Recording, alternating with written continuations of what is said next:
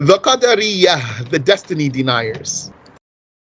Among their fallacies, the fallacies of the destiny deniers, is to say, if the bad deeds were by God's will and his ordainment and destiny, the slave would have to be excused.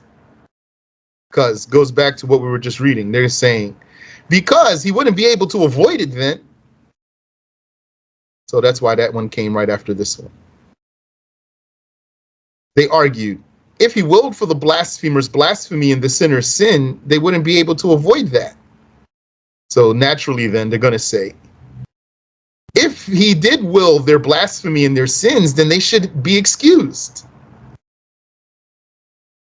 It's almost the same argument, just worded in a different way or from different perspective. This is invalid because the slave does not know what Allah willed for him before he does it. So that's important. How do you answer that? By saying you cannot use the will of God as an excuse. We say to them, you are saying that God's will is the slave's excuse for his sins. You cannot use God's will as an excuse for the slave's sinning. Why not? Because you don't know what God willed before it happens. Since you don't know what God willed before it happens, then you can't use God's will as an excuse. What is it that you do know? The slave does know, however, Allah's order, his command, or his directive. That's what you do know before you do something. And you know God's prohibition. You don't know what he willed to actually happen, but you do know what he commanded you to do and what he forbade you from doing before you do it. Thus, the slave must observe what he was made accountable to do.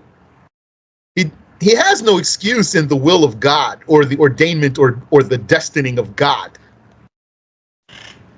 And Allah says in the Quran as a proof for that, and this is Surah Al-Zukhruf, Ayah 20. وَقَالُوا لَوْ شَاءَ الرَّحْمَنُ مَا عَبَدْنَاهُمْ. They said, in objection, had Ar-Rahman willed, we would not have worshipped those idols. I like the British double P. So that's what they said. What did Allah say in response to that? مَا لَهُمْ بِذَلِكَ مِنْ عِلْمٍ. They have no knowledge of what Allah willed. So they can't use the will of God as an excuse. And those destiny deniers also said, how would bad deeds be a creation of Allah when Allah said, الَّذِي أَحْسَنَ كُلَّ شَيْءٍ خَلَقَهُ. He أحسن. They think it means he made good everything he created. He made everything he created good. So they're saying he only created the good. He didn't create the evil. We say this means he perfected the creation of things. Ahsana here means atqana. He perfected everything that he created. That means he made it perfectly. He perfectly made it is what it means. Even the ugly thing, it came out the way he willed for it to come out. So he made it perfectly. He created it. Yani, his creating of it is perfect. He knows about their manners of being, whether good or bad, and they existed as he willed. It is said about whoever willed for something and it was as he willed, or whoever wanted something and it came out the way he wanted it, that he perfected it. Yani, he was excellent at it. So that's the meaning of the ayah. This ayah doesn't prove that God doesn't create evil.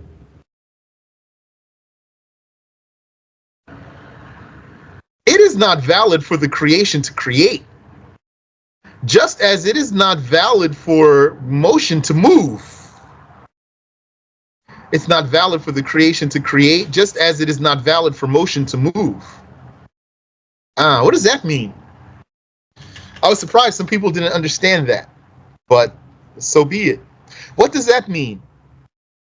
It means Allah Ta'ala,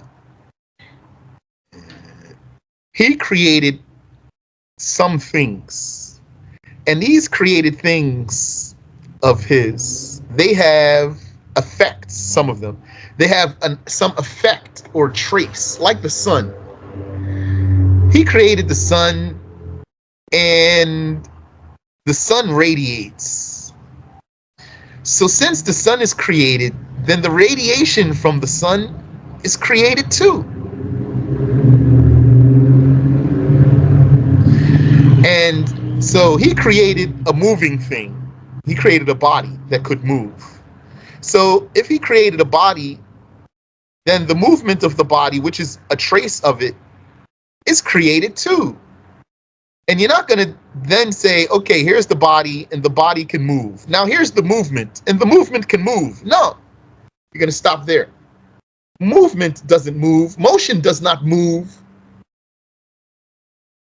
And just like motion doesn't move, then the creation, Allah created, for example, human beings. And we move and we act. We do things. So that's some trace from us. So our bodies are created by Allah, and necessarily then, yani by extension, our actions are created by Allah, just like the sun's radiation. Our bodies are like the sun, and our actions are like the sun's radiation. So we're not going to say that we are creations, and then therefore we can create. No. We are creations, and everything we do is a creation, so we're not creating anything.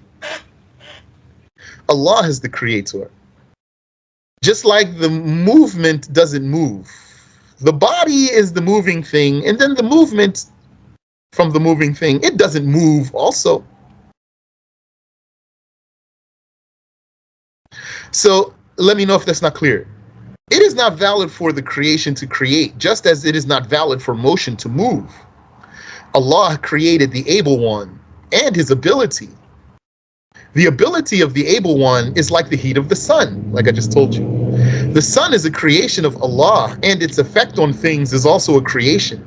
Because if the effective thing is created, then the effect itself would also be created by extension. Likewise, if a doer were created, then his doing is certainly created by extension. One would not be able to do good deeds except by the guidance and help of Allah. This is the meaning of the frequent saying of the Prophet sallallahu alaihi wasallam, La hawla wa la quwwata illa billah. It means no one can avoid sinning except by the protection of Allah, and no one would be able to do the good deeds except by the help of Allah. Footnote. This interpretation is narrated by Abu Ya'la from the Prophet sallallahu alaihi wasallam himself, meaning the Prophet taught us the statement and he taught us its interpretation. With a sahih chain in his book Al-Musnad, the Prophet sallallahu alaihi wasallam explained this meaning to Ibn Mas'ud. And he told Abu Musa al-Ash'ari that this statement is one of the treasures of paradise. When the person realizes that his actions are created by Allah, then he knows that he cannot avoid the sins or obey Allah except with the help of Allah.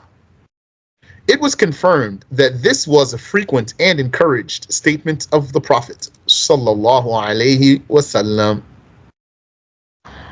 By the way, there's a correction made in the book in case you're using an older copy, which is, let me show you here. Here, guiding. It was written al-ihtida, right there. That's a mistake. The attribute of Allah is called al-hidayah, not al-ihtida. So if you're using a copy that has ihtida, Fix it. At-Tahawi said, وَأَفْعَالُ الْعِبَادِ خَلْقُ اللَّهِ وَكَسْبٌ مِّنَ الْعِبَادِ. The actions of the slaves are creations of Allah and acquisition from the slaves. So by now you know what acquisition means. If anyone has a question, feel free to ask.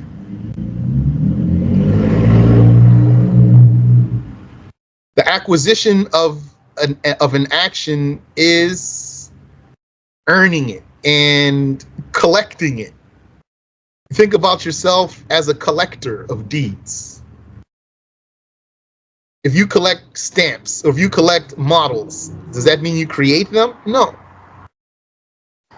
So likewise, you collect deeds. So you stand up, you sit down, you buy, etc. You look somewhere, you say something, etc. All those deeds, you're collecting them. You're acquiring them. You're not creating them. This means that all deeds of the slaves are creations of Allah, but concerning the slaves who perform them, they are acquisitions. Allah is the creator of the slave's body and acquisition. He destined for the slave to have a created power, which is his ability that is appropriate for acquisition. His ability to acquire. That's the slave's power. The slave's power is a created power. It is his ability to acquire. Allah the Exalted is a creator, not an acquirer. And the slave is an acquirer, not a creator. Abu Hanifa said, وَجَمِيعُ أَفْعَالِ الْعِبَادِ مِنَ الْحَرَكَةِ وَالسُّكُونِ كَسْبُهُمْ عَلَى الْحَقِيقَةِ وَاللَّهُ تَعَالَى خَالِقُهَا. All of the deeds of the slaves, including movement and immobility or stillness, is their acquisition in reality, not a figure of speech. In reality, it's an acquisition of theirs, and Allah the Exalted is their creator, the creator of those deeds. This is the summary of the school of Ahlus Sunnah. Anyone who contradicts the aforementioned and says that the evil or the bad deeds occur without the will of Allah would be judged as a blasphemer for attributing weakness to Allah. Anyone who claims that Allah willed for the slaves to be obedient, but actually they are disobedient, that's blasphemy. He is claiming that the will of Allah is not fulfilled, and that the will of Allah is overcome, yani defeated, by the will of the creature. This is blasphemy, as explicitly mentioned by the Prophet sallallahu alaihi wasallam, Ibn Abbas, Ibn Umar, Al-Awza'i, Malik, Abu Yusuf, and others. Allah said in the Quran, وَلَوْ أَنَّنَا نَزَّلْنَا إِلَيْهِمُ الْمَلَائِكَةَ وَكَلَّمَهُمُ الْمَوْتَى وحشرنا عليهم كل شيء قبلا ما كانوا ليؤمنوا إلا أن يشاء الله. Even if we sent down the angels upon them, and even if the dead spoke to them, and even if we gathered everything in front of them, they will not believe unless Allah wills. That's Surah Al-An'am, Ayah 111. وَسُبْحَانَ اللَّهِ وَبِحَمْدِهِ